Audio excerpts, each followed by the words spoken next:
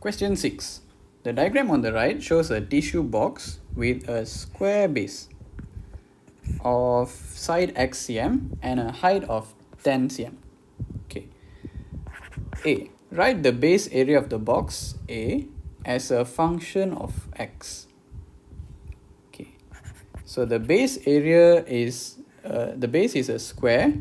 So the base area will be x times x lah. So the base is just x squared. But you have to write it as a function. So you must write it as ax equals to x squared. And then volume as a function of a.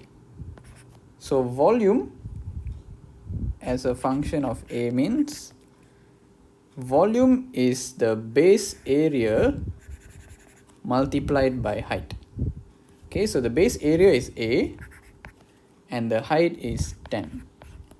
So we can say 10a. Then B, show that the volume is the result of composition of these two functions. Okay, so let's look at what is the actual volume. So this is a cuboid.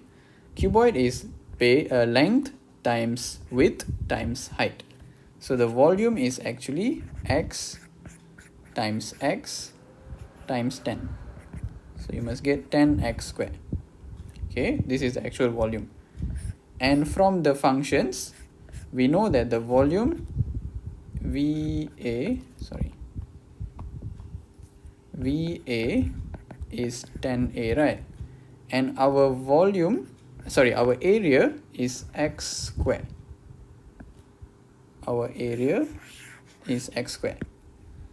So Vx squared will be 10 of x squared, giving us 10x squared.